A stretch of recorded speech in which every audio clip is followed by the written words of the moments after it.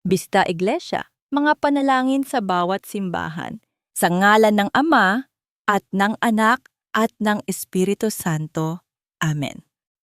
Amang makapangyarihan, sa pusong puno ng pananabik at pananampalataya, sinisimulan namin ang banal na paglalakbay na ito. Hindi lamang ito isang paggalaw ng aming mga paa, kundi isang mas malalim na paghahanap ng iyong presensya sa aming buhay.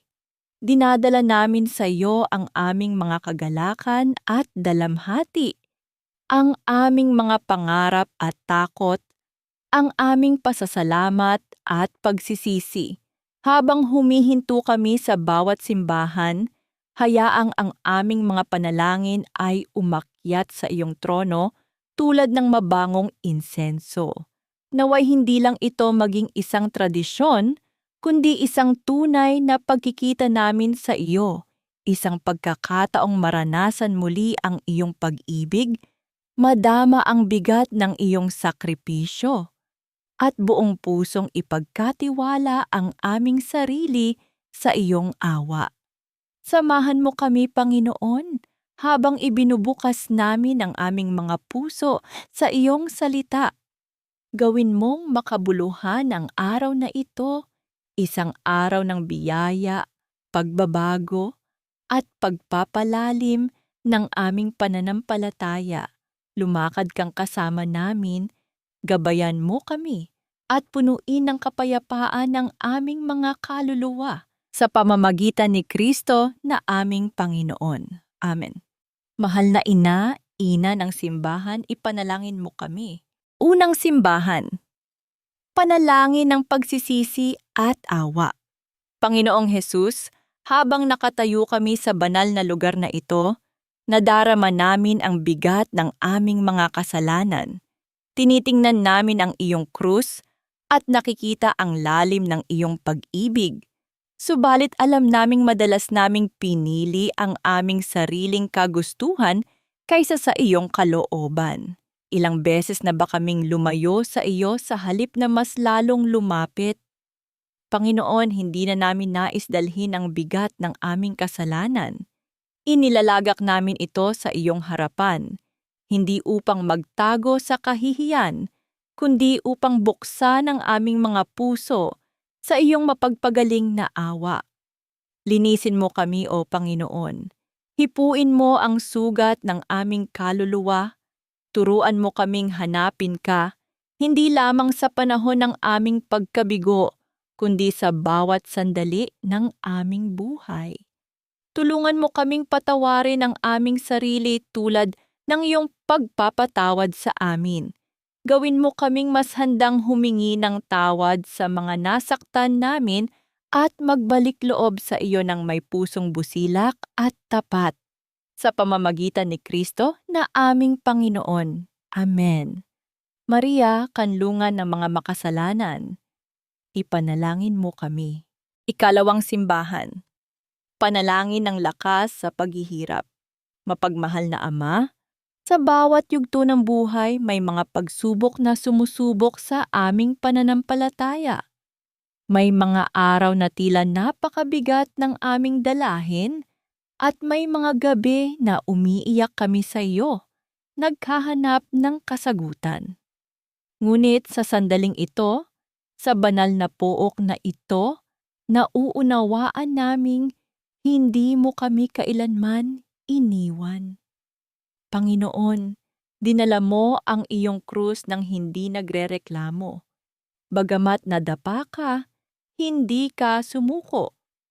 Ninais mong pagdaanan ang matinding sakit upang sa aming sariling paghihirap, mayroon kaming mapanghawakang pag-asa.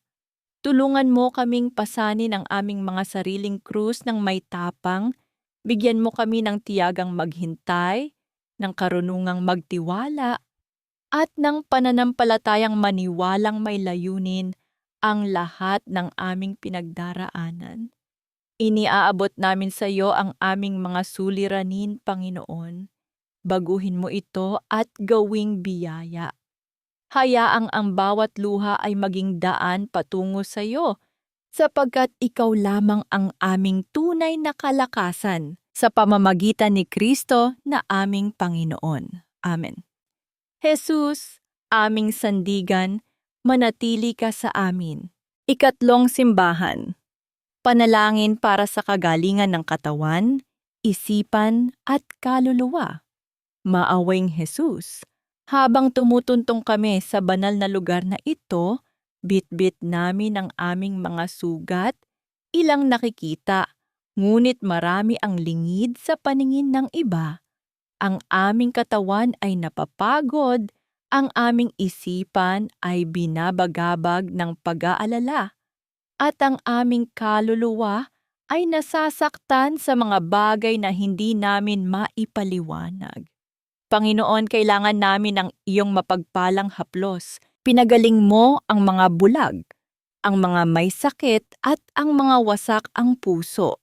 Binuhat mo ang walang lakas at binigyan sila ng bagong pag-asa. Katiwala namin na gagawin mo rin ito sa amin. Pagalingin mo kami. Panginoon, hindi lamang sa pisikal, kundi sa lahat ng aspeto ng aming buhay, idinadalangin din namin ang mga mahal namin sa buhay na dumaranas ng sakit. Hipuin mo sila ng iyong pagmamahal. Puspusin mo sila ng iyong kapayapaan. Naway madama nila na kahit sa kanilang kahinaan, hindi mo sila kailanman pinabayaan sa pamamagitan ni Kristo na aming Panginoon. Amen. Jesus, aming manggagamot, pinagkakatiwala namin sa iyo ang lahat. Ika-4 na simbahan. Panalangin para sa pamilya at mga mahal sa buhay.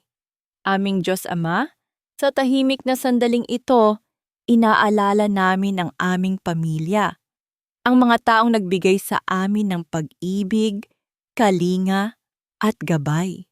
Maraming salamat sa kanila, Panginoon. Sila ang iyong handog sa amin, ngunit tulad ng anumang pamilya, may mga sugat din na dala ng hindi pagkakaunawaan.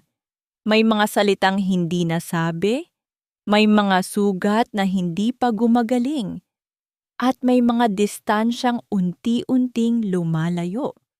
Lord, hilumin mo ang aming pamilya. Puspusin mo ito ng iyong kapayapaan. Panginoon, pagpalain mo ang aming mga mahal sa buhay, lalo na ang mga nahihirapan ngayon. Ilapit mo kami sa isa't isa upang maging salamin ng iyong pagmamahal. Sa pamamagitan ni Kristo na aming Panginoon. Amen. Banal na mag-anak ng Nazareth, patnubayan mo kami. Ika-5 simbahan. Panalangin para sa gabay at karunungan. Aming Amang makapangyarihan, sa banal na lugar na ito, lumalapit kami sa iyo na may pusong naghahangad ng karunungan. Sa bawat araw kami ay humaharap sa mga pasya na mahirap timbangin. Maraming tinig ang humihila sa amin sa iba't ibang direksyon, ngunit ang iyong tinig lamang ang nais naming sundin. Panginoon, ikaw nawa ang maging tanglaw sa aming landas. Kapag kami ay nalilito, bigyan mo kami ng kaliwanagan. Kapag kami ay nanghihina at tila nadadala ng takot, patatagin mo ang aming loob upang piliin ang tama. Isinusuko namin ang aming mga plano at pangarap sa iyo na may buong tiwala na higit pa sa aming inaakala ang iyong inihanda para sa amin. Gabayan mo po kami, hakbang sa bawat hakbang, at bigyan kami ng tapang na sumunod sa iyo kahit hindi namin lubos na nauunawaan ang direksyon. Naway maging salamin ang aming buhay ng iyong katotohanan at liwanag para sa iba. Sa pamamagitan ni Kristo na aming Panginoon. Amen. Jesus, aming daan, katotohanan, at buhay. Kami iyong patnubayan. Ika-6 na simbahan. Panalangin para sa kapayapaan at kapatawaran. Panginoong Jesus, Prinsipe ng kapayapaan, sa mundong puno ng alitan at pagkakahiwalay, ikaw lamang ang aming pag-asa sa tunay na kapayapaan. Madalas na ang aming puso ay binabagabag ng galit, sama ng loob, at hindi pagkakaunawaan. May mga sugat na iniingatan, mga salitang hindi nasabi, at mga pusong nasaktan. Panginoon, hinihiling namin ang iyong kapayapaan, ang kapayapaang hindi kayang unawain ng mundo. Palambutin mo ang aming mga pusong naging matigas. Turuan mo kaming magpatawad, gaya ng pagpapatawad mo sa amin. Tanggalin mo ang mga balakid ng pride at galit upang maibalik ang pagmamahalan at pagkakaisa. Pagpalain mo ang aming mga tahanan, pamayanan, at buong bansa ng kapayapaang nagmumula sa iyo. Sa mga lugar na may alitan, itanim mo ang pagkakaunawaan. Sa mga pusong puno ng hinanakit, palitan mo ito ng pag-ibig. Naway sa puso ng bawat isa sa amin, manahan ang iyong kapayapaan upang kami ay maging daluyan ng iyong biyaya sa iba sa pamamagitan ni Kristo na aming Panginoon. Amen. Jesus, aming prinsipe ng kapayapaan, kami iyong paghilumin at pag-isahin. Ikapitong simbahan, panalangin ng pasasalamat at pagbabago. Mapagmahal na Ama, ang araw na ito ay isang paglalakbay, hindi lamang sa pagitan ng mga simbahan, kundi mula sa pag-aalinlangan patungo sa tiwala, mula sa lungkot patungo sa kapayapaan, mula sa pagiging abala patungo sa mas malalim na pananampalataya. Salamat sa iyo, Panginoon, sa lakas na ipinagkaloob mo sa amin ngayon. Salamat sa tahimik na mga sandali kung saan narinig namin ang iyong tinig. Salamat sa biyayang bumalot sa amin, kahit hindi pa namin ito lubos na nauunawaan. Panginoon, tulungan mo kaming ipamuhay ang pananampalatayang ito, hindi lamang sa simbahan, kundi sa araw-araw naming pamumuhay. Huwag mong hayaang malimutan namin ang iyong pag-ibig. Sa pamamagitan ni Kristo na aming Panginoon. Amen.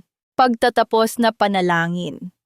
Panibagong buhay sa pananampalataya. Panginoong Diyos, maraming salamat sa araw na ito ng dasal, pagninilay, at biyaya. Patuloy mo kaming akayin sa landas ng kabanalan. Ang aming mga puso ay iyong nabago, naway ito'y makapagbunga ng mabubuting gawa. Ipagkaloob mo po ang kapayapaan sa aming bayan, ang pagkakaisa sa aming pamilya, at ang pagtitiwala sa bawat pagsubok. Patuloy mo kaming samahan, Panginoon, hindi lang tuwing Semana Santa kundi sa bawat araw na aming tatahakin, sa ngalan ng Ama, at ng Anak, at ng Espiritu Santo. Amen.